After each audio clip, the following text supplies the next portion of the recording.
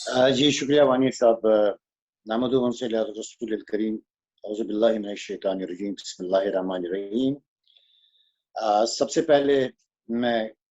Kashmir institute of international relations का शुक्रिया अदा करना चाहता हूं कि उन्होंने इस कोविड की जो बड़ा स्प्रेड है, आज उन्होंने एक तरीक़ाकार निकाला कि वेबिनार के ज़रिए अपने शोधा को खराज अक़ीदत पेश करने के लिए कुछ दोस्तों को जमा किया। इसके लिए आपका बहुत बहुत शुक्रिया। मोहतरम वानी साहब, ये 5 आज जो 21 की तारीख जो है, ये कश्मीर की तारीख में बड़ा मनहूस दिन है, क्योंकि आज के दिन हमारे 2 अजीम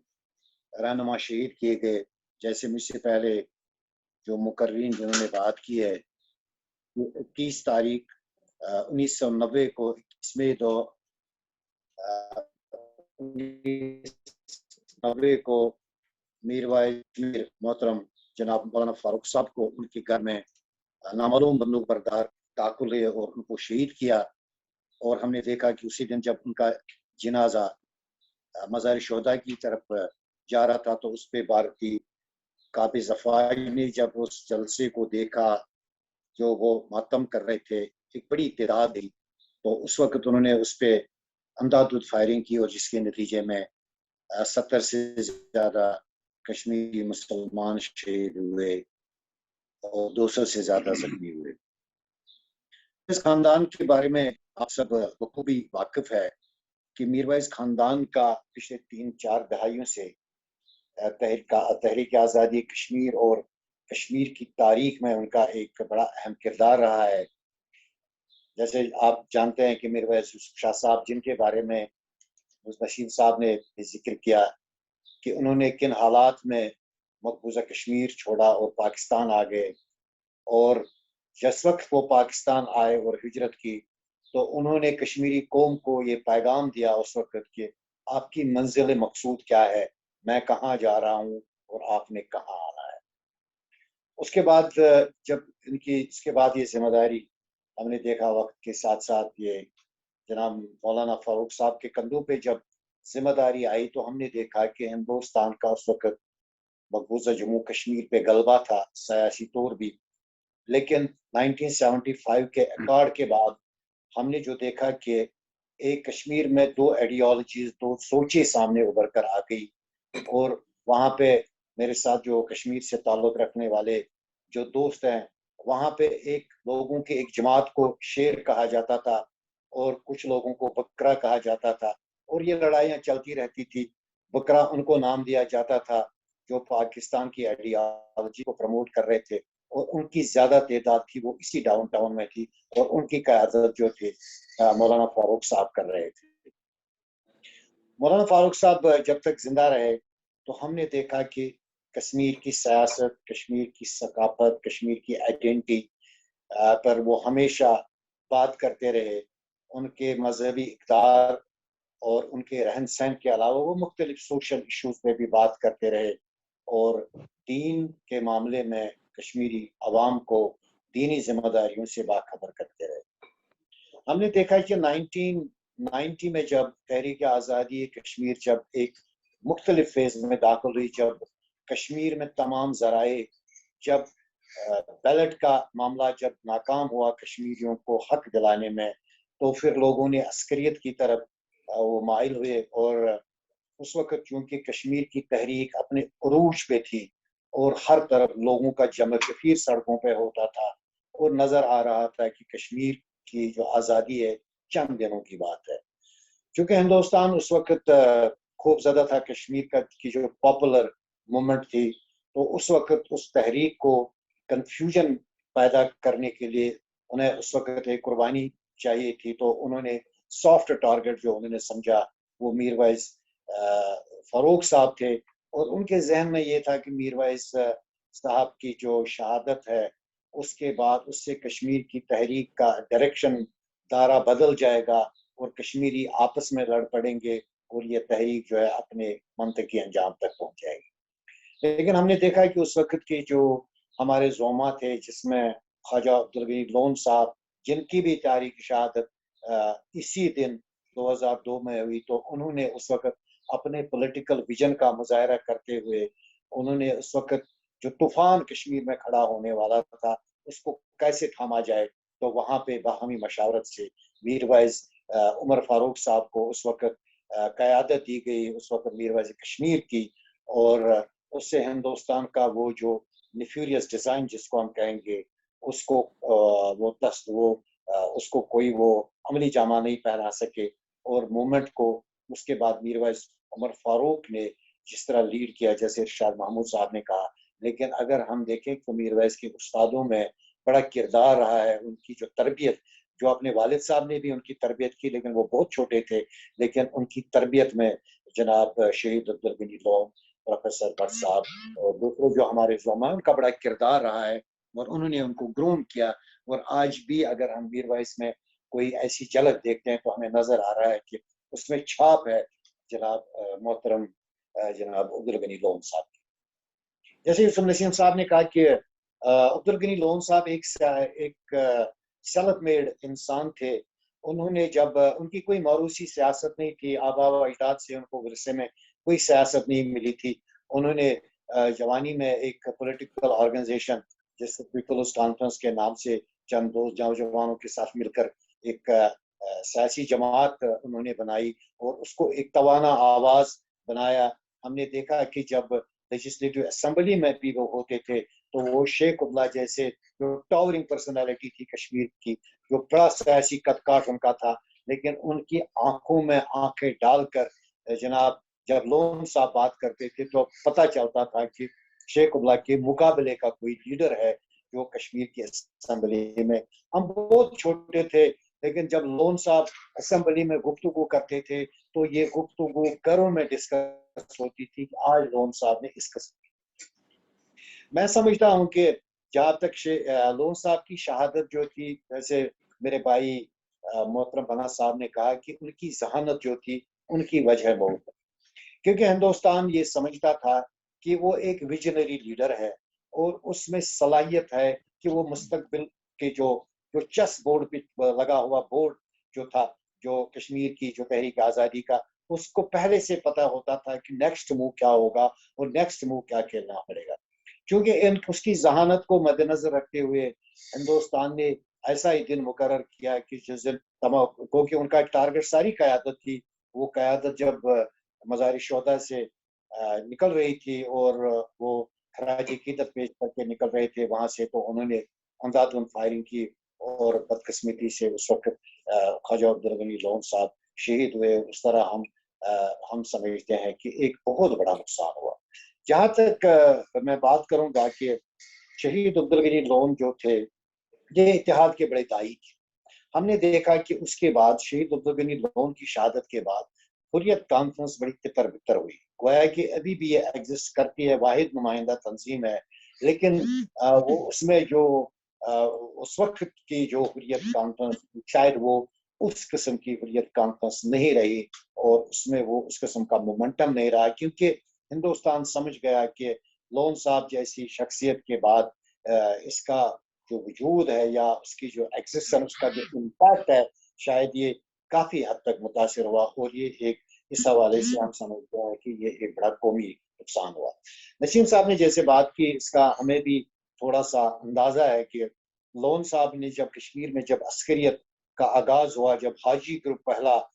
جس میں محمد یاسین ملک صاحب، جاوید ملک صاحب اور شہید اشفاق مجید وانی صاحب اور جاوید میر صاحب، جب یہ گروپ لانچ ہوا کشمیر میں تو ان کا مسکن جو تھا وہ بھی ہم سمجھتے ہیں کہ وہ اس وقت بھی وہ شہید عبدالغنی لون کے گھر میں بیٹھتے تھے، اور اس گروپ کی بھی تربیت جو بھی کی تھی وہ بھی شہید عبدالغنی لون صاحب نے کی تھی۔ آج بھی آپ کو جو سیاسی جراثیم یاسین ملک صاحب میں نظر آ رہے ہیں، جو ان کا ریزسٹنس کی جو کیپیسٹی ہے، میں اس میں سمجھتا ہوں کہ شہید عبدالغنی لون کا ان کی کردار سازی میں بہت بڑا کردار ہے۔ تو دوسری بات یہ ہے کہ میں جو یہاں پہ یہ بات ریکارڈ پہ رکھنا چاہتا ہوں، انہوں نے دامے درمے سکھنے جو ان کے پاس جو بھی وسائل تھے انہوں نے اس تحریک کے نچھاور کر دیے۔ ان کا ایک اخبار تھا جس کو ہم چٹان کہتے ہیں، جو آج بھی طاہر محی الدین صاحب جس کے ایڈیٹر ہیں، اس چٹان نے کشمیر میں جب آجی گروپ آیا، شاید باقی اخبارات جو کشمیر میں تھے شاید وہ اس قسم کی رپورٹنگ یا اس قسم کی مثبت چیزوں کو سامنے نہیں لا سکتے تھے، لیکن چٹان کو جو انہوں نے وقف کیا تحریک آزادی کشمیر کے لیے اور اس عسکریت کے لیے، تو ہم نے دیکھا کہ اس کے بعد بھی اس اخبار نے ایک بہت بڑا کردار ادا کیا تحریک آزادی کشمیر میں، یہ ان کا بڑا کردار تھا۔ جب تک شہید عبدالغنی لون زندہ تھے تو ہم نے عسکری تنظیموں میں بھی دیکھا کہ ایک تال میل تھا، وہاں پہ کوئی آپس کی رسک کشی نہیں تھی، اور اجتماعی طور پر ساری تنظیمیں جو تھی ایک کاز کے لیے لڑ رہے تھے۔ لیکن عبدالغنی لون صاحب کی شہادت کے بعد ایسا لگا کہ اس تحریک سے اس کا سایہ اڑ گیا۔ وہ کی تحریک آج بھی چل رہی ہے اور زور و شور سے ہے ہندوستان کے ریپریشن کے باوجود، لیکن عبدالغنی لون جیسے لوگ شاید اگر اس میں موجود ہوتے تو ہمارا سفر اتنا لمبا نہ ہوا ہوتا، اور سفر تو جو جاری ہے، جس نے تو اپنی منزل مقصود تک پہنچنا ہے، لیکن عبدالغنی لون صاحب نے سیاسی محاذ کو ایک طرف سے سنبھالا تھا، اور میر وائز صاحب جو جن کی شہادت 90 میں ہوئی، انہوں نے ایک دینی محاذ کو سنبھالا۔ ہم نے دیکھا کہ میر وائز صاحب کی شہادت کے بعد جو کلچرل ایگریشن جو ہندوستان نے کیا، اس کو ہم اس حساب سے کاؤنٹر نہیں کر سکے جس حساب سے کاؤنٹر کر رہے تھے جناب اس کو محترم میر وائز فروغ صاحب۔ مجھے یاد ہے کہ جب ہندوستان نے کوشش کی کہ اس وقت میر وائز صاحب نے ایک الیکشن میں ڈبل فاروق کے طور پر بھی رول کیا، لیکن ان کے ذہن میں بھی یہ تھا اس وقت کہ جب مف کا الیکشن تھا، شاید مف کے ساتھ ان کی پولیٹیکل انڈرسٹینڈنگ نہیں بن سکی، لیکن وہ ریجنل پارٹی کے ساتھ انہوں نے آئیڈینٹیفائی ہو کے کوشش کی، ان کی تھی شروع سے کہ ہندوستان کی سیاسی جماعتوں کو مقبوضہ کشمیر میں رستہ نہ بنا دیا جائے۔ ان کی شہادت کے بعد ہم نے دیکھا کہ بی جے پی بھی کشمیر میں اب پنجہ زن ہے، ان کے ایم ایل ایز بھی ہیں، لیکن شاید اگر آج لون صاحب زندہ ہوتے تو ہم یہ دیکھتے کہ شاید بی جے پی اور کانگریس جیسی تنظیمیں جو ہیں وہ مقبوضہ کشمیر میں شاید وہ اپنی جگہ نہیں بنا سکتے۔ تو آج چونکہ کل جماعتی حریت کانفرنس نے ان عظیم شہداء کو خراج عقیدت پیش کرنے کے لیے مختلف تقاریب کا اہتمام کیا دنیا بھر میں، اور آج تجدید عہد کر رہی ہے کشمیری قوم اور بیرون دنیا میں جہاں پہ بھی کشمیری مقیم ہے کہ وہ ان شہداء کا جو مشن ہے اس کو پائی تکمیل تک پہنچانے کے لیے وہ اپنا بھرپور کردار کریں گے، اور ریٹیریٹ کرتے ہیں ہر ان کی شہادت کے جو برسیاں ہوتی ہیں، اور ان کے مشن کو آگے بڑھائیں۔ چونکہ ان کی برسیوں کا ذکر کرتے ہوئے میں اس موقع پہ جو کشمیر کی موجودہ صورتحال میں ہم نے شروع سے دیکھا کہ ہندوستان کی بڑی کوشش رہی ہے کہ وہ کشمیریوں کی تحریک کو لیڈر لیس مومنٹ کے طور پر پیش کرنا چاہتا ہے، کیونکہ ہم نے دیکھا کہ لون صاحب کی شہادت کے بعد کشمیر میں درجنوں نہیں بلکہ سینکڑوں تنظیمیں سے وجود میں آئی، وہ کہ نظریات ان کے ایک ہی ہیں، وہی بات ہے، لیکن چونکہ ان کے دور میں ان کو یہ چیز تھی کہ وہ لوگوں کو ساتھ چلانے کی ان میں بڑی صلاحیت تھی۔ ہم آج جن تنظیموں کو مقبوضہ کشمیر میں دیکھتے ہیں تو وہ انہی تنظیموں کے میں سے نکلے ہوئے لوگ ہیں۔ اگر شاید آج لون صاحب زندہ ہوتے تو جو مختلف پولیٹیکل فرنٹس پہ ہماری مختلف تنظیمیں لڑتی ہیں، شاید وہ ایک پلیٹ فارم کی، کیونکہ وہ ہمیشہ وہ انکلوسو رہے، ان کی سیاست انکلوسو تھی، ان کی کوشش تھی کہ اپنے ساتھ لوگوں کو زیادہ سے زیادہ لوگوں کو چلایا جائے، جو کہ شاید ہمارے بہت کم لیڈروں میں ایسی چیزیں نظر آئی ہے۔ ہم نے دیکھا ہے کہ شاید یہ اپنے گھر کی بات ہے لیکن کرنی تو چاہیے۔ اگر ہمارے جو اس وقت کی سیاست دان ہے، اگر وہ لون صاحب جیسے ویژنری اپنے لیڈر ہوتے تو شاید منان وانی جیسے بندے کو بندوق نہیں اٹھانا پڑتا، شاید ہمارے جو پی ایچ ڈی اسکالرس اور ڈاکٹرس ہیں ہم نے ان کو پولیٹیکل سپیس اپنی سیاسی تنظیموں میں کریٹ ہوتی، لیکن شومِ قسمت لون صاحب جیسے لوگ نہیں رہے۔ دوسری بات جو میں یہاں پہ کرنا چاہتا ہوں کہ ہندوستان کی شروع سے ہی کوشش رہی ہے کہ ایک تو سیاسی قیادت کو مقبوضہ کشمیر میں اس کو لیڈر لیس، اور اس کے بعد دوسرا انٹلیکچوئل ڈرینیج کیا جائے اس مومنٹ کا۔ انٹلیکچوئل ڈرینیج میں ہم نے دیکھے ہیں کہ افضل گورو ڈاکٹر گورو جیسے لوگ جو کہ اس تحریک کو ایک انپٹ دیتے تھے، ہدے ناتھ وانچو جیسے لوگ جو کہ واحد ہمارا ایک ہندو تھا جو ہیومن رائٹس کے محاذ پہ کام کرتا تھا، میں نے دیکھا 90s میں ایک فائل ہاتھ میں اٹھاتا پیدل چلتا تھا اور عدالتوں میں پھرتا رہتا تھا. وہ جیسے لوگوں کو انہوں نے شہید کیا. ہمارے پاس تازہ مثال ہے, ہمارے پاس ایک فرٹائل برین ہمارے پاس جو تھا شجاعت بخاری جیسا. لیکن بدقسمتی سے ہندوستان نے ان تمام لوگوں کو شہید کرنے کے باوجود یہ کنفیوژن کشمیر میں پھیلا دیا, اور جس کنفیوژن کو آج بھی دور کرنے کی ضرورت ہے, کیونکہ ہندوستان کی ہمیشہ کشمیر میں 2 بندوق کی پریزنس رہی ہے. ایک بندوق وہاں پہ عسکریت جو ہماری تھی, اور دوسرا رینیگیڈز کا بندوق ہمیشہ کشمیر میں رہا ہے, جن رینیگیڈز کو ہندوستان نے استعمال کیا, اور جس کنفیوژن کو آج بھی ہم نے دیکھا کہ مقبوضہ کشمیر میں جہاں حریت کانفرنس ایک طرف ہم جناب آج ان کی برسی منا رہے ہیں, وہاں آج ہم نے دیکھا کہ تمام اخباروں میں جو آج صبح سرکولیشن ہوئی ہے, ہندوستان نے ہر اخبار میں ایک چھوٹا سا پمفلٹ ڈالا تھا, اور اس میں الزام لگایا تھا کہ یہ ان کی شہادت میں پاکستانی مجاہد انوالو تھے, جو کہ سرین غلط ہے, جس کی نہ آج تک میرویس خاندان اس کا انکار کرتا رہا. لون صاحب کے فرزند ارجمند محترم بلال لون صاحب جو حریت کانفرنس کا ایک حصہ ہے, انہوں نے ہمیشہ اس کی تردید کی. لیکن ہندوستان کا ایک کلیئر جو شروع دن سے ہے کہ اس کنفیوژن کو ہر دن بڑھاوا جائے, اس کنفیوژن کو دور کرنے کی بڑی ضرورت ہے. اور حریت کانفرنس جس طرح آج